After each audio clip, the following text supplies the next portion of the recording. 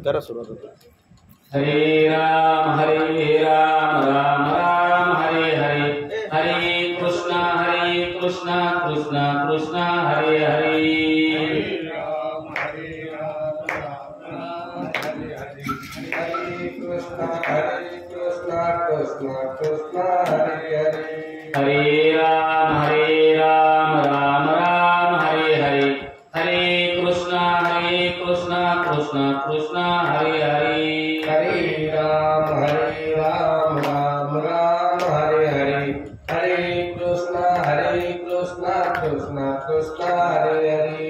हरे राम राम राम हरे हरे, हरे कृष्णा कृष्णा कृष्णा हरे हरे. हरे राम राम हरे हरे, हरे कृष्णा कृष्णा कृष्णा हरे हरे. हरे राम राम हरे हरे, हरे कृष्णा कृष्णा कृष्णा हरे हरे. हरे राम राम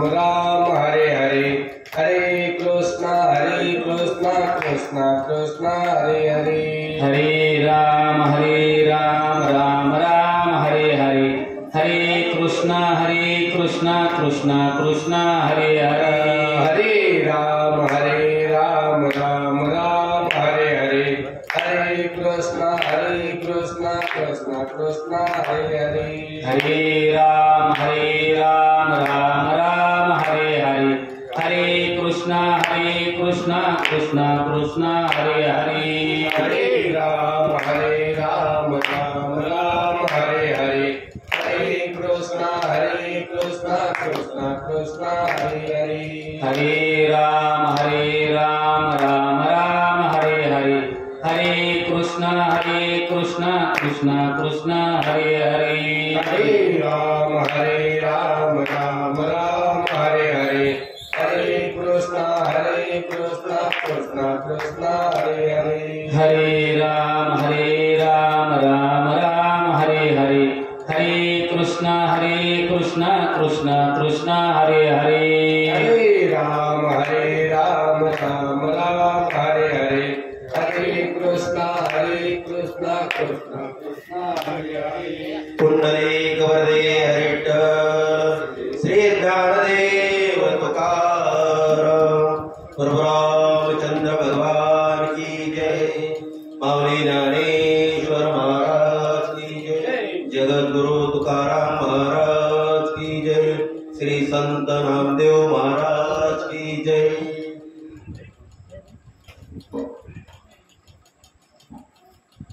गुरुर्ब्रह्मा गुरुर्विष्णु गुरुर्देव महेश्वरा. गुरुर्साक्षात् परब्रह्म तस्मै श्री गुरुवे नमः. मनोजवं मारुततुल्यवेगं जितेन्द्रियं बुद्धिमतामुरेष्ठम्. वातात्मजं वानरयूथमुख्यम् श्रीरामदूतं शरणं प्रपद्ये. नमामि सद्गुरु शान्तं सच्चिदानन्दविग्रहं पूर्णप्रभा परमानन्दं ईशामलं श्रीगुरुदेव दत्त. सर्वमङ्गलमाङ्गल्ये शिवे सर्वार्थसाधिके, शरण्ये त्र्यम्बके गौरी नारायणे नमस्तुते. वसुदेवं सुतं देवं कंसचाणूरमृदं देवकी परमानन्दं कृष्णं वन्दे जगद्गुरु. वक्रतुण्डमहाकाय सूर्यकोटि समप्रभ निर्विघ्नं कुरु मे देव सर्वकार्येषु सर्वदा. श्री अनंता मधुसूदना पद्मनाभा नारायणा जगव्यापका जनार्दना अनंतगणा अविनाश सकल देवादिदेवा कृपा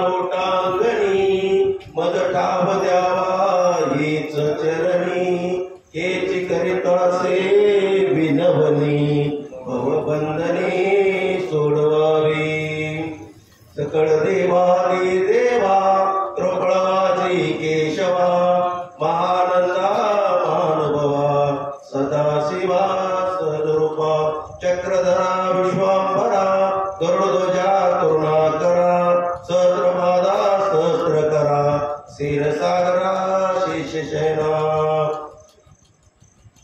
ओम नमो ज्ञानेश्वरा करुणाकरा दयाळा तुमचा अनुग्रह लादलो पावन झालो चराचरी मी कळा कुसरी काहीच नेने बोलतो वचने अति भाविका एका जनार्दनी तुमचा दास त्याची आस पुरवावी पाये पाध्वजेचे चिरमुट रायाच तन करिता कष्ट कैसा मी एक पतित परी तुझा मुद्रांकित मही पत्र ते केवळे राहू चालवी आपल्या पाळी बापर देवी वरदा सांभाळावे आपल्या ब्रिदा पतित पतित पतित तरी मी त्रिवाचा पतित परी तो आपल्या सत्ते मज करावे सरते नाही चित्त शुद्धी स्थिर पाया पासे होते अपराधाचा केलो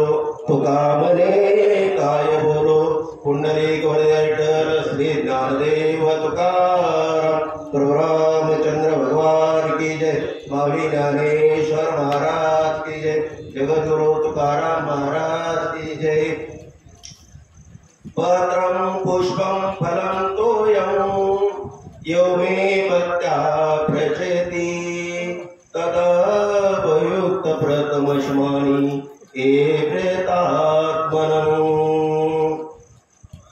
आज आपल्या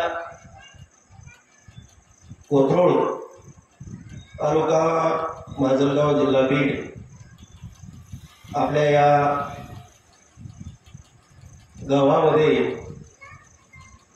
श्री संत नामदेव महाराज समाधी सोहळा आणि या समाधी सोहळ्याचे आयोजक श्री रामभाऊ तुकाराम कदम यांच्या वतीनं आज आपण एक अर्धा तास आपलं एक जसं जमल तसं प्रवचन करण्याचा आपण प्रयत्न करणार आहोत आणि या प्रवचना प्रसंगी आमचे महाराष्ट्रातील ख्यातनाम कीर्तनकार नामवंत कीर्तनकार गुरुवर्य श्री हरिभक्तीपरायण उद्धवजी महाराज ठोंबरे यांचीही उपस्थिती आहे त्यांचं बी मी त्यांना धन्यवाद देतो तसेच आमच्या सोबत आलेले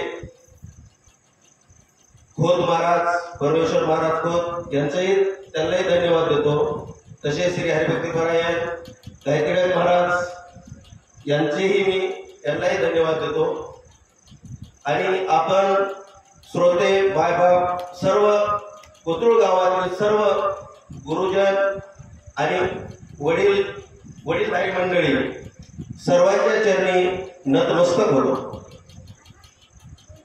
आपण आज प्रवचनासाठी ज्ञानेश्वरीतील 9व्या अध्यायातील आपण श्लोक घेतलेला आहे। या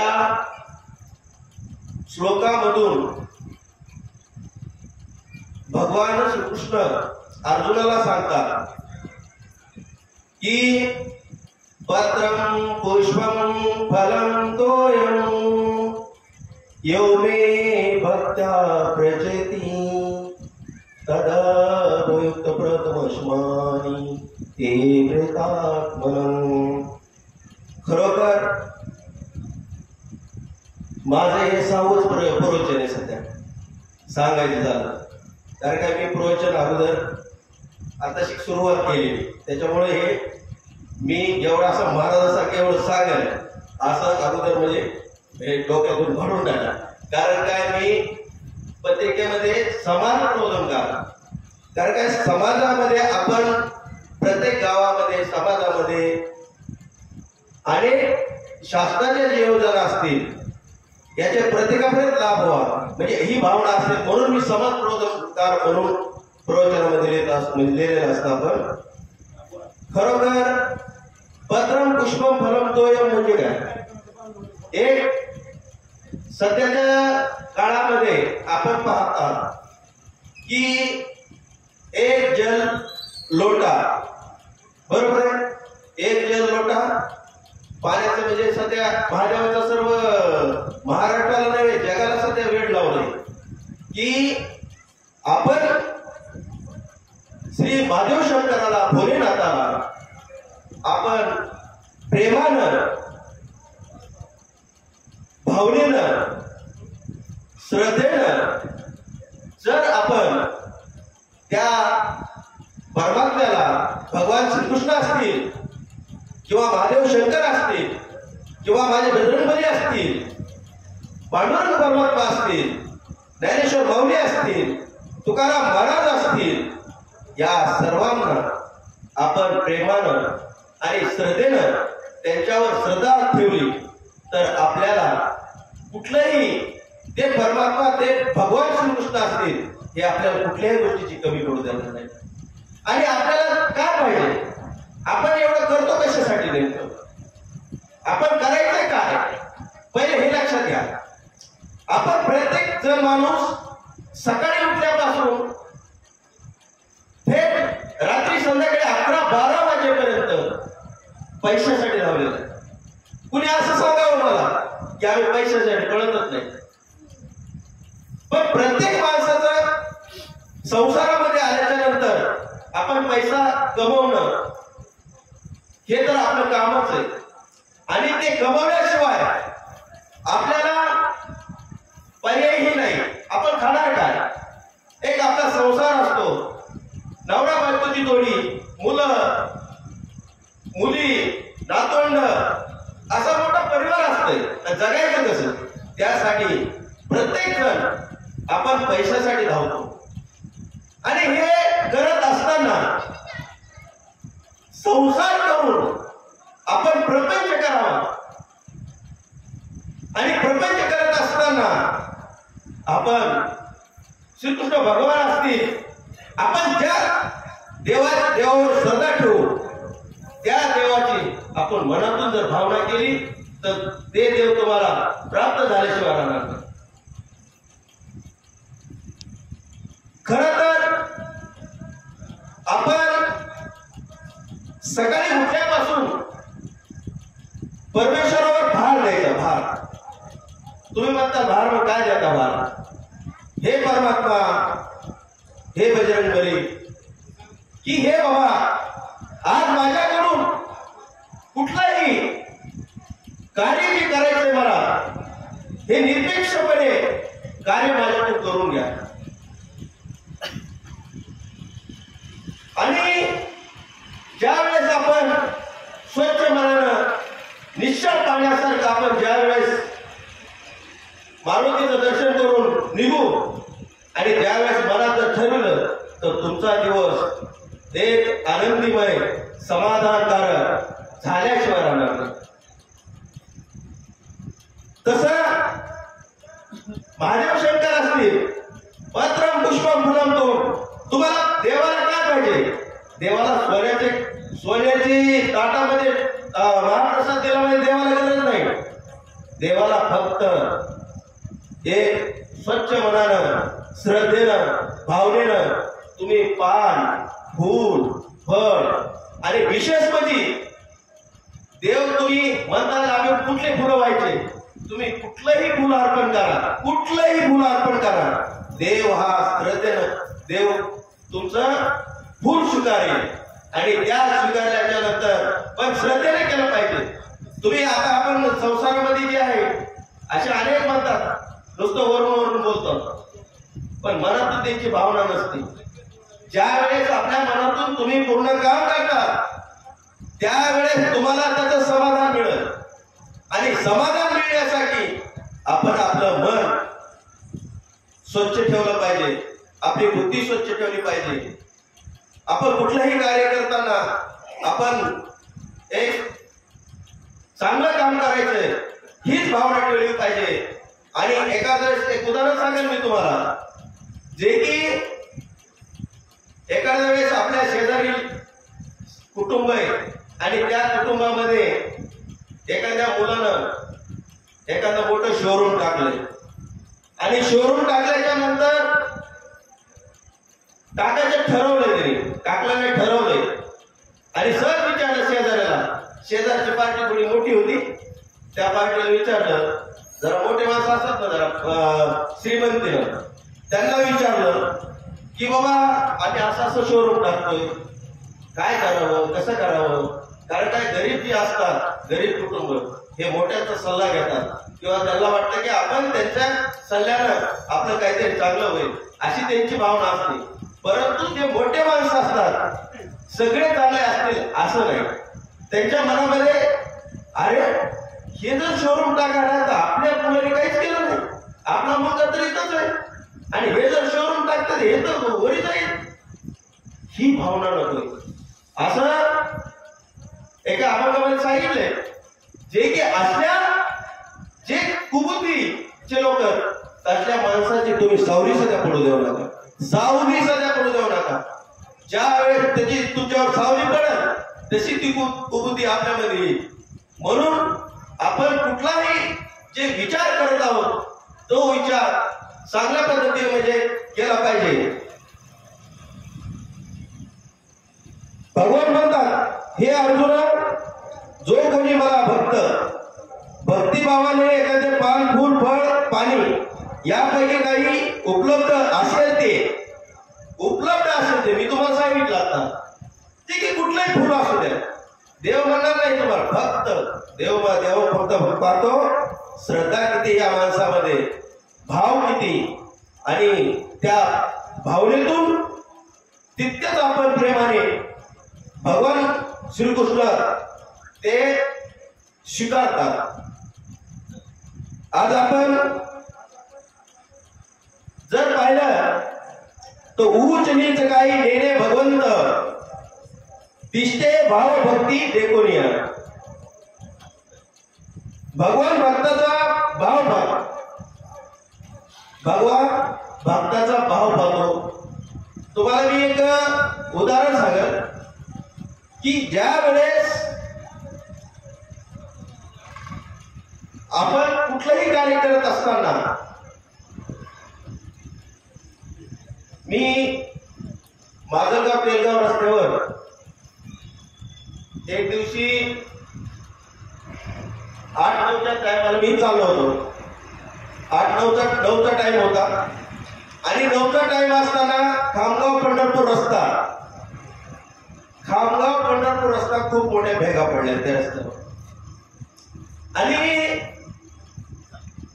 भेगा पडल्यामुळं कालेवाडी फाट्याच्या अलीकडं एक व्यक्ती, तुमच्या उमरी गावचा काळे नावाचा माणूस आहे, काळे बीडला राहतोय, तो बीडून आला होता आणि बीडून आल्याच्या नंतर त्या भेगामध्ये त्याची मोटरसायकल गेली. मोटरसायकल थोडी स्पीड मध्ये असेल, पाठीमागे मोठी बॅग होती. मग ती बॅग ती भेगामध्ये गाडी गेल्याच्या नंतर पडल्याच्या नंतर डोकं फुटलं, हात मोडला, त्याचा म्हणजे हात फ्रॅक्चर झाला. एवढा मी माजलगावला जात होतो आणि जात असताना ते दृश्य पाहिलं पडलं. तिथं 10-15 लोक उभा होते प्रवासी. मग मी गेल्याच्या नंतर आपली ही गाडी होती सोबत, मी ताबडतोब कुठलाही विचार न करता, कारण का मला माजलगावला जायचं होतं, 108ला बोलवायचं. कारण काय, आपण कुठेही रोडवर जात असताना आपण 108, 102 ह्या ॲम्ब्युलन्स गाड्या असतात, त्यांना जर आपण फोन लावला तर ती गाडी अर्धा-पाऊण तासात येते किंवा जवळ असते तर लवकर येऊ शकते. परंतु तो मी त्या दिवशी फोन लावला नाही, मी लावत असतो पण लावला नाही. पण ते पेशंट मी माझ्या गाडीमध्ये घेतलं आणि गाडीमध्ये घेतल्याच्या नंतर त्या पेशंटला घेऊन मी ते म्हणजे पाच उडाले आम्हाला नाही म्हणलं, बाजारगाव होतो सरकारी दवाखान्यात, तिथं उपचार हे करून पाडलं काय अडचण. मग त्या पेशंटला गाडीत टाकलं त्याचं ते आधार कार्ड हे पाहिलं, तिथं ऍडमिट केलं. ऍडमिट केल्याच्या नंतर त्या ठिकाणी जे नातेवाईकाला बोलवलं मी पुन्हा त्या पेशंटच्या नातेवाईक आले.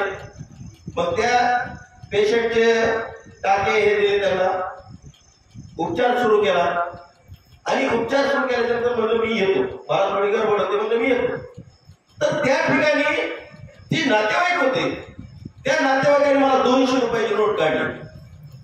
मी येतो म्हणल्यावर. म्हणजे त्या माणसाला काय वाटलं की भाई येतो मला म्हणजे किराय मागायला काय असं वाटलं. मी त्या माणसाला सांगितलं नातेवाईकाला, साहेब मी पैशासाठी आणलो नाही, मी माणुसकी म्हणून आणले. पैशासाठी आणलं नाही, मी माणुसकी म्हणून आणले. आणि त्या माणसाचा उपचार हे झाला व्यवस्थित, नातेवाईकांनी घेऊन गेले. दिवसात मला 10 लोकांचे फोन आले. ते म्हणले तुम्ही देवासारखे जाऊन आलात. अहो काय, मी काय केलंय? फक्त गाडीत केलंय, उपचार केलाय, मी माझं कर्तव्य केलं पत्रकार म्हणून. परंतु उपमा कोणाची दिली? तुम्ही देवासारखे जाऊन आलात. 10 लोकांचे फोन.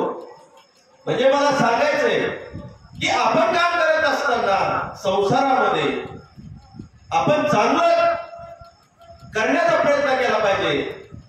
त्याच नंतर त्या माणसाच्या घरी बीडला बोलून घेऊन त्यांनी मला एक माऊली महाराजांचा फोटो, आपल्या उत्तरेश्वर माऊली महाराजांचा फोटो आणि एक रुमाल देऊन सत्कार केला. वयोवृद्ध लोक म्हणतात तुम्ही त्या दिवशी आमच्या मुलाला देवासारखा आलात आणि दवाखान्यात केलं म्हणून आमचा मुलगा वाचला. मी म्हणलं हे फक्त पांडुरंगाने बुद्धी दिली म्हणून झालं. म्हणजे मला सांगायचं तात्पर्य, मी माझं अनेक उदाहरणं सांगेन तुम्हाला, जे की आपण रोडवर फिरतो. आपण रोडवर फिरत असताना आपण कार्य चांगलं केलं पाहिजे, कुठंतरी सहकार्य केलं पाहिजे. आणि त्या सहकार्यातून त्या माणसाचा जीव असतो. म्हणजे कुठेतरी देवाचीच लीला असं आपल्याला देवाने बुद्धी दिली ना. त्यामुळं आपण प्रत्येक वेळेस, आपण ज्या वेळेस कुठेही बाहेर निघू त्यावेळेस मनामध्ये रामकृष्ण हरी नामस्मरण. आणि आता काय झाले, काही प्रत्येक असे आपल्या याच्यामध्ये संप्रदायामध्ये वारकरी संप्रदाय, अनेक संप्रदाय वेगवेगळे, अनेक संप्रदाय. मग ते नाथपंथ असतील, ते ओम शांती असेल, गुरुदेव असेल, स्वाध्याय असेल, अनेक संप्रदाय. परंतु एक सांगतो मायबापांनो, की सर्वांचा बाप आपला पंढरपुरामध्ये तो आपला सर्वांचा बाप. कुठलाही संप्रदाय असू द्या, पण सर्वांचा बाप एकच आहे, तो पांडुरंग परमात्मा आहे. आपण त्याच आपण नामस्मरण केलं पाहिजे. आणि हे नामस्मरण हे आपल्याला पुढल्या आयुष्यामध्ये, पुढल्या पुनर्जन्मामध्ये याच आपल्याला काम येणार आहे. आपण चांगलं आज मी एक विचार करतोय, काही वेळेस काही मुलं असतात, मुली असतात, समजा लेकरू बाळ आपलं एखादा अपंग जन्मते. आता ते देव जाणे, समजा अपंग जन्मते. अपंग जन्माल्याच्या नंतर आपण कोणाला दोष द्यायचा? दोष कोणाला द्यायचा? अपंग जन्माला काय दोष द्यावा कोणाला? परंतु पांडुरंग परमात्मा ईश्वर असं म्हणतात की हे त्या जीवाचं, त्या आत्म्याचं, जी आत्मा जे अगोदरच्या जन्मामध्ये असत याचं केलेलं पाप त्या. आणि तुम्हाला माहिती, जे अपंग असतात, जे अगोदरचे अपंग म्हणजे जन्मताच अपंग, मी आपण असे अपंग झाल्यावर ते वेगळं, पण जन्मताच जे अपंग असतात हे खूप घरामध्ये असतात. हे महत्वाचं, हे खूप घरामध्ये असतात, हे त्यांची चालवतात, हे दुसऱ्याला बोलू देत नसतात. तसं आपण जे कार्य करतो त्या जी आत्मा आहे, जीव आहे, त्यांनी जी कार्य केलं त्या जन्मामध्ये. आता हे आपण म्हणतो ना 81 जन्म फेरा, बरोबर आहे नाही? तसं प्रत्येक जीवाचा, प्रत्येक जीव हे प्रत्येक आत्मा, प्रत्येक वेगवेगळ्या ह्याच्यामध्ये जे तुमचं किडू असेल, मुंगी असेल, मधमाशी असेल, प्रत्येकाचा बैल असेल, हे प्रत्येक जी जीव आहे हे प्रत्येकाला आपापल्या जन्माचे खेळ आहे. परंतु आता पहिल्या काळात कसं होतं, म्हणत होते की पुढल्या जन्मात तुला फेड आहे, बरोबर आहे. परंतु आता तसं राहिलं नाही. आता ह्या जन्मात फेड आहे प्रत्येकाला. आपण असे आणखी भरपूर बघू शकता. तुम्ही जर कार्य चांगलं केलं तर तुम्ही मरेपर्यंत चांगलंच राहतात, तुम्हाला चांगलं सुख शांत मिळत. आम्ही आता चलत चलत महाराजांना म्हणलं, महाराजांचा विषय झाला ते मुलावरून. म्हणजे मुला जे आहे ते त्यांच्या मनाने करू द्या. मूळ सांगतच नाही. ते बोलले आपण आपल्या बाबा सांगितलं होतं का बरोबर की मी इकडे चाललोय तिकडे चाललोय. म्हणजे केले कर्म त्याची भोग आली, किंवा जिथं आपण करू ते लगेच फेड. त्याच्यामुळं प्रत्येक गोष्ट करत असताना आपण चांगलीच केली पाहिजे. अंतरीची घेतो गोडी, पाहे जोडी भावाची. आता ह्याच्यामध्ये एक दृष्टांत दिलाय, दैवी आणि आसुरी संपत्ती. दैवी आणि आसुरी संपत्ती आनंदी काळापासून चालत आली. हे धृतराष्ट्राचे पुत्र कौरव आसुरी स्वभावाचे होते, तर पांडुराजाचे पुत्र पांडव दैवी स्वभावाचे होते. आणि पांडवाने हक्काने मिळणारी वडील पार्थित संपत्ती देण्याची कौरवाने नाकारली. आणि त्यातूनच कौरव पांडवात विरोध निर्माण होऊन भाऊबंदकीमधील संघर्ष वाढत गेला. आता याच्यात सांगतो तुम्हाला, आता सध्याच्या परिस्थितीला समाजामध्ये, गावामध्ये लांबल्याचे भांडण नाही. गावामध्ये समाजामध्ये समजा उद्धव महाराज वेगळे मी वेगळा आहे, आमचे भांडण होते म्हणजे होणार नाही. परंतु भाऊबंदी म्हणजे भावाभावामध्ये जास्त सध्या म्हणजे ओढाओढ चालू. आपल्या इथंच नाही तर आपल्या कुठलंही उदाहरण पाहतो, प्रत्येक भावाभावामध्ये ह्या भावाचं इकडं तोंड पूर्वेला, त्या भावाचं तोंड पश्चिमेला. आणि हे का झालंय असं, हे सध्या का म्हणजे असं का होते, आपण ह्याच्यावर थोडा विचार करायला पाहिजे. आज तुम्हाला माहिती जे गावामध्ये कुटुंब, त्यांच्या महाराजाचं कुटुंब मोठं आहे, कदम महाराज,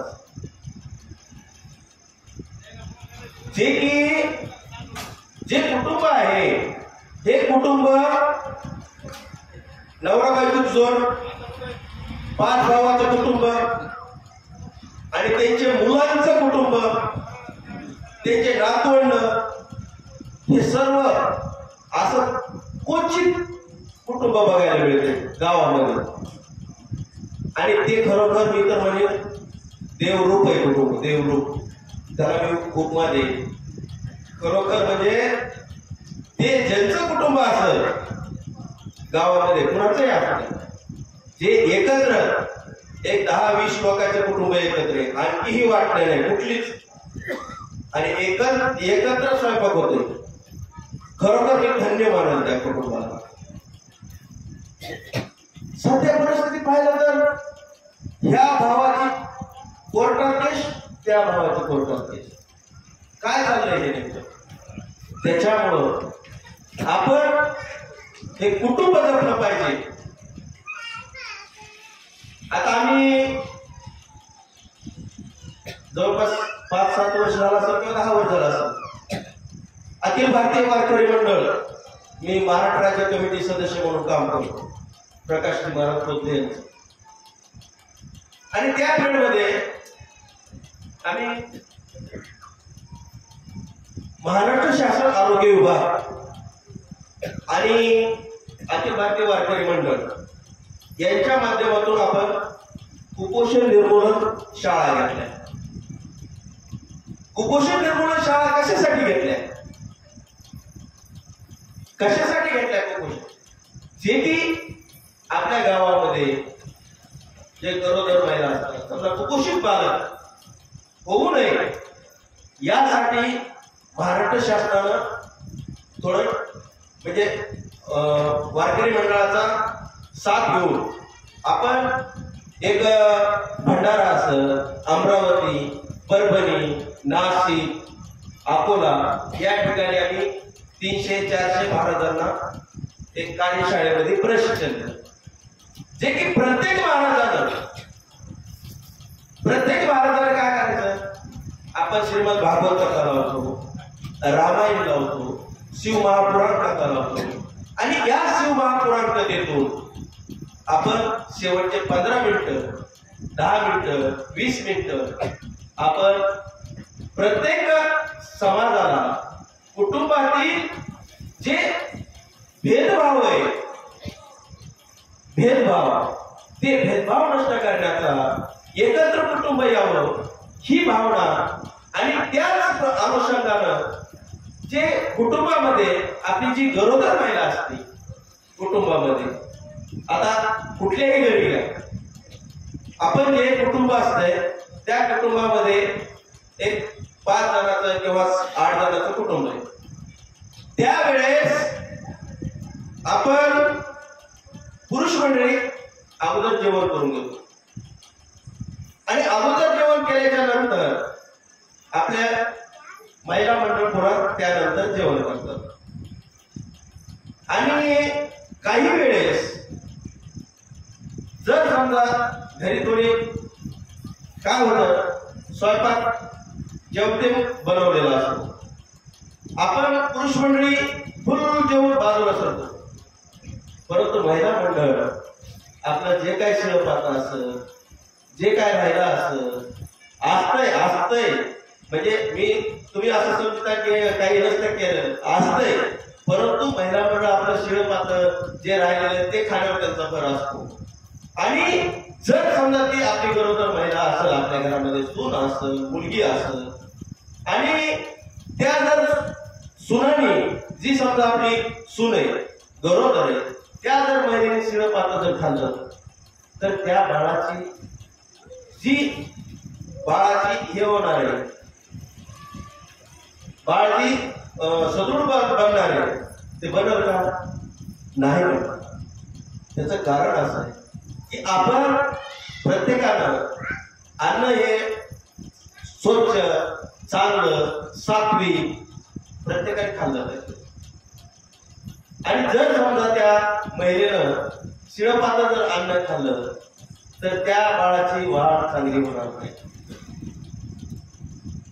त्यासाठी आपण प्रथम आपली मुलगी असो किंवा बहीण असो, सून असो, जर गरोदर असेल तर त्या महिलेला आपल्या गावामध्ये जे आशा वर्कर असतात, त्या वर्कर त्याला जे आहार द्यायचा, कसा द्यायचा, काय द्यायचं हे चांगल्या पद्धतीने सांगत असतात. आणि जर तो आहार जर आपण त्या सुनेला चांगल्या पद्धतीने जर दिला तर ते बाळ चांगलं जन्माला येईल. आणि ते जर बाळ चांगलं जन्माला आलं तर आपल्या इथं कसं असतंय, एखादा समजा मुलगा असला चांगला धष्टपुष्ट आहे तर ते प्रत्येक जण गावात मध्ये अरे जायना मिट्टीमध्ये म्हणजे आपल्या देशाचं जवान बनवू शकतो, एखादा देशाचा मोठा नेता बनवू शकतो. कारण त्याची जी वाढ आहे, त्याची जी बाळाची वाढ होणार होती की पहिले सात्विक आहार खाण्यामुळं, एक चांगल्या पद्धतीनं एक चांगलं ते आहार दिल्यामुळं त्याची चांगली वाढ होणार आणि ते चांगलं जेवण होतं. दुसरी गोष्ट, अनेक आपण वयोवृद्ध माणसं, अनेकांना काही चालू असते, किती लोकांना पगार चालू वयोवृद्धाच्या संजय गांधी निराधार योजना आहेत का नाही? बघा इकडे आमच्या 12,000 चालू आहे. आपल्या गावात कोणालाच नाही पगार चालू नाही. तुम्हाला चालू आहे का? आहे का? नाही तर मला सांगायचा हेतू आहे की मी अगोदर सांगितलं मी समाज प्रबोधक म्हणजे मला एक सांगायचं की शासनाच्या ज्या काही योजना असतील ज्या योजना असतील त्याच्यामध्ये संजय गांधी निराधार योजना असेल श्रावण बाळ योजना असेल काय तर ह्या योजनेतून आपल्या प्रत्येक गावातील नागरिकांनी त्याला समजा आपली पूर्तता करून आपण त्याचा लाभ घेतला पाहिजे. काय असतं माहिती का आपण आता वयोवृद्ध होतो समजा आणि झाल्याच्या नंतर मुलंही काही लक्ष देतात काही देत नाही. सगळेच लक्ष देतील हे मी सांगू शकत नाही कारण कसं असतंय सगळे पाचेपोट सारखे नाही. मुलाचे काही वेगळे उद्देश असतात. कुणी कोणत्या पद्धतीने चालतो कुणी कोणत्या पद्धतीने चालतो. त्यामुळं आपल्या जी समजा श्रावण बाळ योजनेमध्ये किंवा बालकामगार योजना असेल ह्या प्रत्येक शासनाच्या योजनेत प्रत्येकाने लाभ घ्यायचा. तुमचं घरकुल असो तुमचं विहीर असो तुमचं शेतातले समजा तुम्ही वृक्षारोपण किंवा बाग म्हणले लागवड करायची ती बाग असो ह्या प्रत्येक गोष्टीच्या शासनाच्या ज्या योजना ह्या शासनाच्या योजनेचा प्रत्येक शेतकरी बांधवांना फायदा घेतला पाहिजे. तुमची सोलार कंपनीची ते वीज असो समजा ह्या गोष्टी सांगायचं का त्याचं एक कारण आहे. माझा नंबर तर सगळ्याकडे असत तरी मी देणार आहे आणि ज्यावेळेस ज्या ठिकाणी ज्या माझ्या शेतकरी बांधवांना माझ्या वारकरी बांधवांना जे वयोवृद्ध आहेत त्यांना ज्या ठिकाणी कुठं अडचणी येईल त्या ठिकाणी मी सहकार्य करणार. माझा उद्देशच आहे. आज प्रत्येक गावामध्ये अनेक काही अडचणी असतात. आज एखाद्याचा आजार असेल मोठा जे की त्या आजारामध्ये आपण काही करू शकत नाही. त्या आजार एखाद्याचा 4-5 लाख रुपये लागत आणि ते आपण तेवढे खर्चू शकत नाही.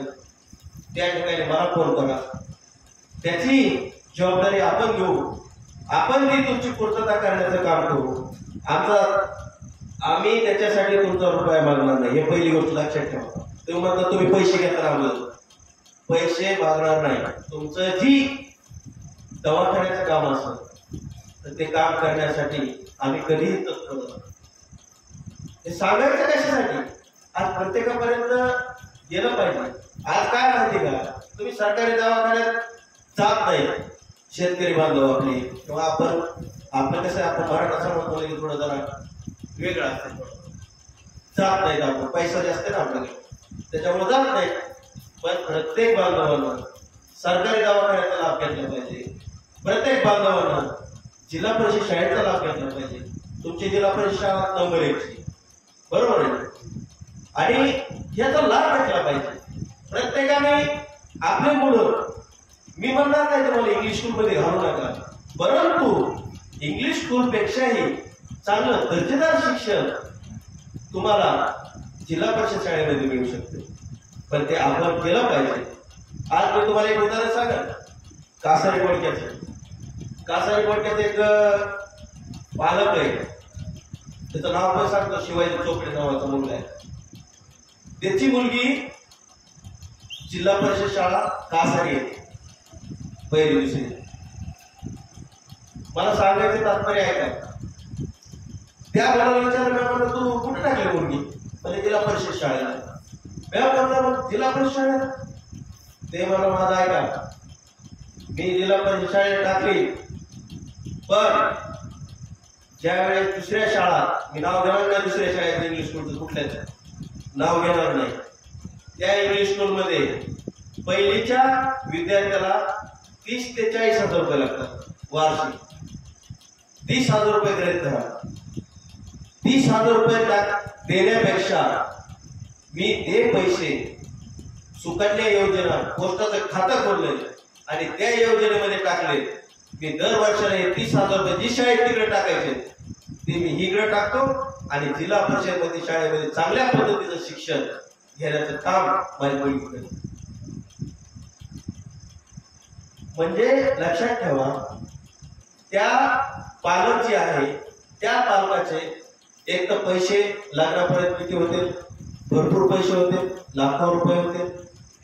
दुसरी गोष्ट, जिल्हा परिषद शाळेत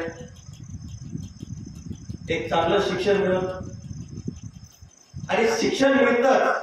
आणखी एक त्याच्यात उदाहरण सांगतो मी. कुठल्या शाळेत तुम्हाला म्हणजे हे करणार नाही, तुम्ही म्हणता तुम्ही काय शाळेत शिकवायला काय हे करायला, परंतु हे समजलं पाहिजे. आपल्या गावची शाळा, जिल्हा परिषद शाळा, आपण लक्ष दिलं पाहिजे. आपल्या शालेय समितीचे अध्यक्ष असतील, सरपंच असतील, यांनी लक्ष दिलं पाहिजे. शाळेत शिक्षक येतात का, वेळेवर येतात का, ज्ञानार्जन देतात का, काय शिकवतात, काय करतात, किती विद्यार्थी, हे आपण लक्ष दिलं पाहिजे गावात. आणि गाव आपलं तसं तुमचं खरोखर किती कौतुक करावं. खूप म्हणजे तुमच्या गावाचं अभिनंदन आहे, जे की एवढं तुम्ही वनराई केलेली आहे. खरंच तुमचं अभिनंदन आहे. आज कुठल्याच म्हणजे मी म्हणतो महाराष्ट्रात मी पाहिलं नाही, असं महाराष्ट्रात पाहिलं नाही एवढं तुम्ही वनराई केली आहे. तुमचं माझ्या विकास कामा पेपरच्या वतीनं एक छोटा पत्रकार म्हणून मी खरोखर तुमचं अभिनंदन करतो. आज ह्या गोष्टीची गरज आहे. आता मी तुम्हाला सांगतोय, तुम्ही नंतर आपल्या महाराजांचं कीर्तन ऐकणारच चांगल्या पद्धतीने, परंतु ह्या गोष्टी प्रत्येकापर्यंत गेल्या पाहिजे. ह्या गोष्टी माहिती झाल्या पाहिजेत प्रत्येकाला. ह्या योजना माहिती झाल्या पाहिजेत. आपल्याला काही काही योजना माहितीच नाही. तुम्हाला एक आणखी जी बांधकामगार योजना आहे, बांधकामगार योजना, ही योजना तुम्हाला सांगतो, जे बांधकामगार असतात, आता बांधकामगारच नाही तर सगळे कामगार असतात असं म्हणायला हरकत नाही. त्या योजनेमध्ये जर एक इंजिनियरला पदाला जर असेल मुलगा तर त्याला 60,000 रुपये मिळतात आणि जर तुमचा डॉक्टरेट पदवीला असेल तर त्याला 1,00,000 रुपये देते शासन. जर पहिली ते 7वी पर्यंत असेल तर 2,500 रुपये देते वर्षाचे. 8वी ते 10वीला असेल तर 5,000 रुपये देते विद्यार्थ्याला. अहो काय किती शासन देतंय. या शासनाचा प्रत्येकाने लाभ घेतला पाहिजे. आणि हे काम आपण या समाज माध्यमातून, आपल्या या समाज प्रवचनातून आपण करण्याचं काम करतो. आज ही गरज आहे. आज माहिती नाही ना. आज तुम्ही जर समजा विचार करा, आज जरी 4 लोकांनी जरी समजा म्हणले किंवा ही योजना आहे, घरकुल आहे, तुमचं वीर आहे, ह्या योजना जर तुम्ही म्हणले ग्रामसेवक साहेब हे असं असं आहे. आज मी तुम्हाला एक नाव सांगेल, बांधकामगार योजनेमध्ये माझ्या मुलाला 60,000 रुपये कशामुळे भेटले, जे की तिथं नाव लावलं म्हणून भेटले ना, प्रयत्न केला म्हणून भेटले. त्याचा 10-5 रुपये खर्च आला, पण करणं गरजेचं आहे. प्रत्येकाने लाभ घेतला पाहिजे. तसंच ऐका प्राप्तीची ठेव, भिक्षुक झाले पांडव, धन दौलत भाग्य सर्व, सांडीला ठाव प्राप्ते. असे दुर्धर प्राप्त पांडव भोगीत असताना त्यांना भावभक्तीत थोडाही फरक पडला नाही. काय असं माहिती का, आपण चांगलं करण्याचा प्रयत्न करतो, परंतु विघ्न आल्याशिवाय राहत नाही. तुम्हाला सांगतो एक उदाहरण छोटं. तुम्हाला एखाद्या वेळेस समजा माजलगावला जायचं आणि लय अर्जंट काम, पण एसटीत जायचंय. त्या टायमाला तुमची एसटीच येत नाही, एक तास येतच नाही टायमाला. ते काय नैसर्गिक नियम आहे, देव जाणे. काय बघा तुम्ही, एका वेळेस मला बीडला जायचं असलं, समजा मी एसटीत चाललो, कंप्लीट 2 घंटे बसावं लागते. काय काम आहे तसं. प्रारब्धाशिवाय काही मिळत नाही. प्रारब्ध जे आहे, आज आपलं प्रारब्ध जे प्रारब्धामध्ये लिहिले ना तेच मिळणार. मी आता महाराज आम्ही आमच्या उत्तर महाराष्ट्र आम्ही 2009 साली बासरला गेलो. बासरला गेल्याच्या नंतर त्या ठिकाणी आम्ही संकल्प केला, एक संकल्प की मला चहा घ्यायचंच नाही. कॉफी घ्यायची नाही, काळा घ्यायचा नाही, फक्त घेतलं तर दूध घ्यायचं. आम्ही संकल्प केला दोघांनी तिथं बासरमध्ये सरस्वती देवीच्या पायथ्याशी. मी आतापर्यंत संकल्प हे केला आणि ते योगायोग असा झाला की जे नामस्मरण असतं, आपण जे नामस्मरण करतो. आता महाराज सर्व कीर्तन हे करतात, भागवत करतात, परंतु सर्वात श्रेष्ठ मी नामस्मरण ह्याला आपण किंमत देऊ. आपण प्रत्येक जणांनी ओम नमो शिवाय असं, ओम नमो भगवते वासुदेवाय, ओम श्री गणपते नमः, रामकृष्ण हरी, रामकृष्ण हरी, रामकृष्ण हरी. हे जरी तुम्ही जर मनातून जप केला, भावनेतून जप केला, संकल्प केला आणि तुम्ही हा संकल्प करत असताना तुम्ही देवावर थोडं वजनही टाकलं तरी ते वजन झेलल्याशिवाय देव राहणार नाही, एवढं निश्चित आहे. खरोखर आज देवाला काय, तुम्ही फक्त भावना ठेवा, श्रद्धा ठेवा आणि या श्रद्धा जर ठेवली, श्रद्धा जर ठेवली तर तुमचं काम चांगलं झाल्याशिवाय आणि देव स्वीकार केल्याशिवाय राहणार नाही.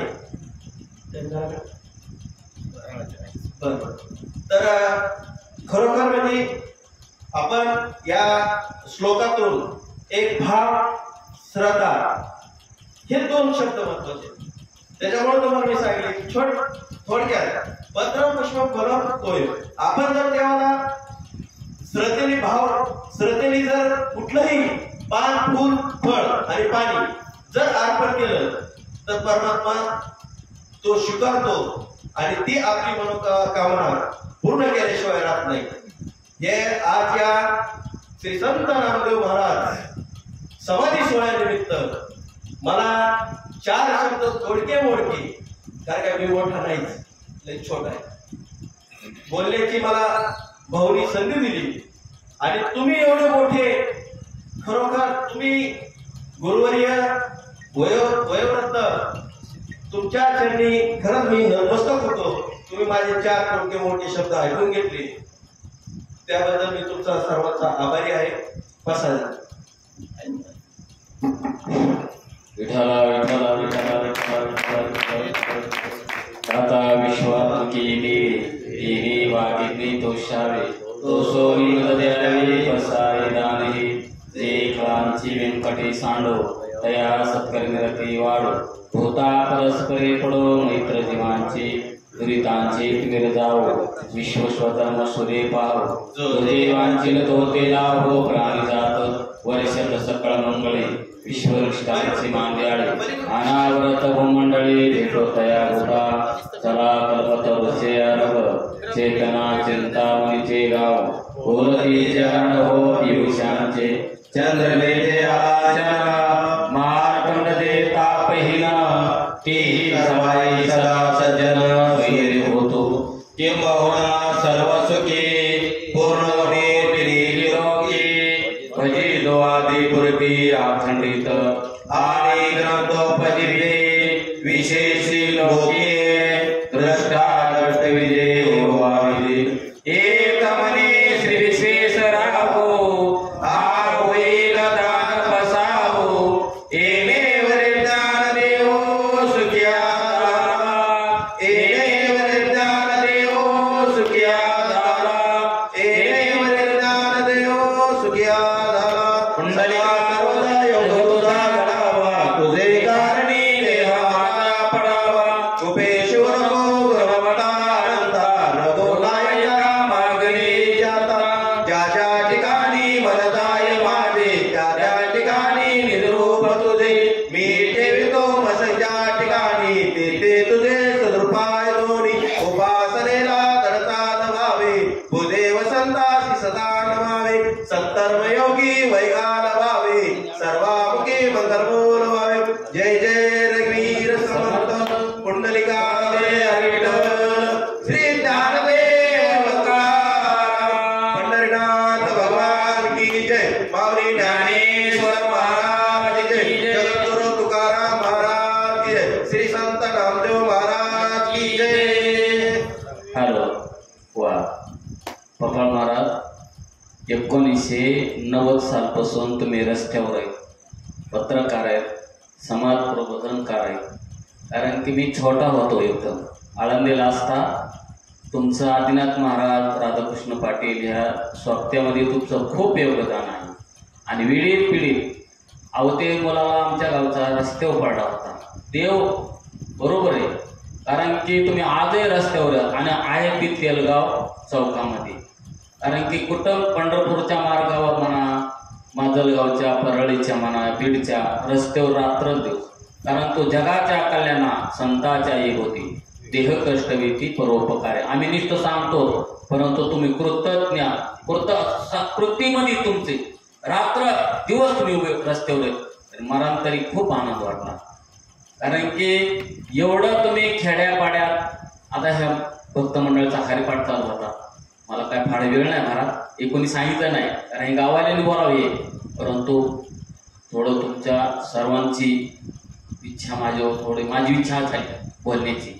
कारण की आम्ही थोडं हरिपाठ चालू होता, हरिमुखी गाता हरपली चिंता, महाराज मला थोडं जरा फिरून येऊ म्हणले. एवढा आनंद वाटला आम्हाला की खूप आनंद वाटला की या ठिकाणी परमार्थाचं वैभव आहेच, परंतु सर्वच वैभव आहे धनाने म्हणा. महाराज विशेष म्हणजे ह्या गावचं दर महिन्याला इथून टेम्पो जाते, विशेष योगदान आहे. कारण की महाराज बघत म्हणले की नंदन महाराजचं, कासारीकर बाबांचं खूप या गावाकडे परमार्थिक रोप या एवलेचे रोप लावलेची द्वारे त्याचा वेळ गेला गगनावरी. कारण की मला बोलण्यासारखं काय नाही, महाराज बोलले, परंतु महाराज तुम्हाला ही उपमा माझ्यातर्फे नामांतर वाढवायचं या. कारण की तुम्ही प्रबोधनानिष्ठ का नाही, समाज प्रबोधनकार महाराज, पपाळ महाराज पत्रकार, ही जुनी भाषा आमची तोडकी मोडकी. खूप असं तुमचं हृदयंगत हो, तुम्हाला आयुष्य लाभो, तुमच्याकडून असं सहकार्य हीच ह्या भाळ्या भाळ्या खेड्यापाड्याला त्याचे अनेक मोठे होतो. हीच मारुतराज त्यांनी, पांडुरंग त्यांनी, आज संत ज्ञानेश्वर महाराजांची वारी आहे. उद्या नामदेव महाराजांचा समाधी सोहळा आहेच, परंतु आज ज्ञानेश्वर महाराजांची, तुकाराम महाराजांची पालख्या आळंदीत गेल्या. त्याप्रमाणे या ठिकाणी आळंदी पंढरपूरचं सोहळा आहे. त्याप्रमाणे आमचं पण भाग्यच आहे, या गंगेमध्ये आमचं पण थोडं ऐकायला भेटलं, हे आमचं भाग्य या. आणि आता लगेच महाराज इथं प्रवचनला हजर आहेत. उद्धव महाराज यांचं 9 ते 11 या ठिकाणी कीर्तन होणार आहे. आता आपण थोडं फराळ करून या 10-5 मिनिटात थांबतो. हरिओम शांती, हरिओम शांती.